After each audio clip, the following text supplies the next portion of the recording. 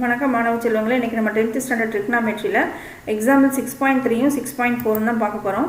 6.3 என்ன கொடுத்துருக்காங்கன்னு பாருங்கள். Prove that 1 + cot square theta by 1 + cosecant theta equal to cosecant theta அப்படின்னு சொல்லி ப்ரூவ் பண்ண சொல்லியிருக்காங்க.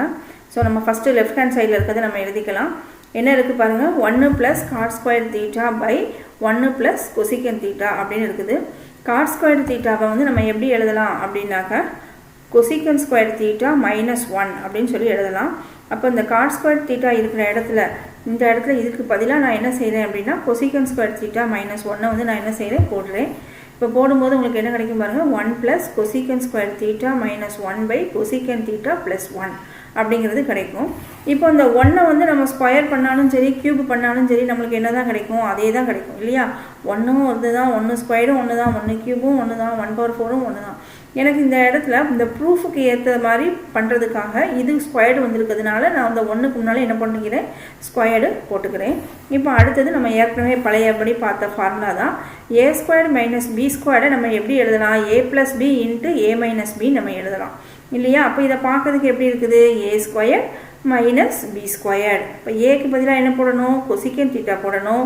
பிக்கு பதிலாக என்ன போடணும், 1 போடணும். போடலாமா? போட்டால் என்ன வரும் பாருங்கள், 1 + cosecant theta plus 1 into cosecant theta minus 1 by cosecant theta plus 1. இப்போ எது ரெண்டையும் கேன்சல் பண்ணிடலாம், cosecant theta plus 1ஐயும் cosecant theta plus 1ஐயும் நம்ம கேன்சல் பண்ணிடலாமா. இப்போ மீதம் நம்மளுக்கு என்ன இருக்கும் பாருங்கள், 1 + cosecant theta இந்த இருக்குது பாருங்கள், இந்த 1 இந்த ப்ளஸ்ஸு இந்த cosecant theta minus 1 தான் இருக்கும். இப்போ ப்ளஸ் 1ஐயும் மைனஸ் 1ஐயும் நம்ம என்ன செஞ்சிடலாம், கேன்சல் பண்ணிடலாம். கேன்சல் பண்ணும்போது மீதம் நம்மளுக்கு என்ன கிடைக்கும், cosecant theta மட்டும்தான் அங்கே கிடைக்கும்.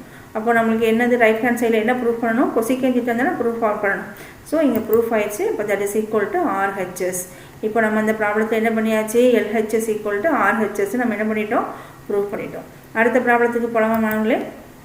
அடுத்தது பாருங்கள், prove secant theta minus cos theta equal to tan theta into sin theta அப்படின்னு ப்ரூவ் பண்ணணும். ஸோ நம்ம எப்பவும் போல் லெஃப்ட் ஹேண்ட் சைடு எடுத்துக்கலாம். லெஃப்ட் ஹேண்ட் சைடில் என்ன எழுதணும், secant theta minus cos theta அப்படின்னு எழுதிக்குவோம். secant thetaக்கு வந்து ஒரு ஃபார்முலா இருக்குது, என்னது, secant theta = 1 by cos theta.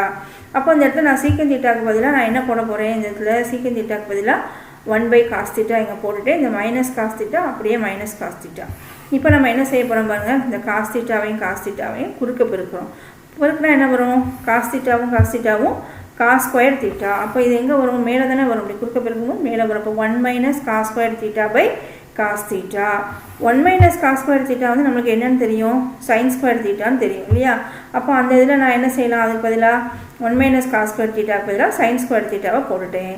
இப்போ sin square thetaவை எப்படி எழுதலாம், sin theta into sin theta அப்படின்னு எழுதலாமா. எனக்கு இங்கே என்ன ப்ரூஃப் பண்ணணும், tan theta into sin thetaன்னு பண்ணணும்.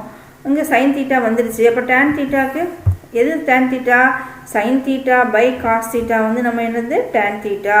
அப்போ இதுக்கு வந்து நம்ம ஈஸியாக இப்போ எழுதிடலாம், equal to tan theta sin theta by cos theta வந்து tan theta, பக்கத்தில் இருக்கக்கூடிய sin thetaவை அப்படியே எழுதிக்கணும்.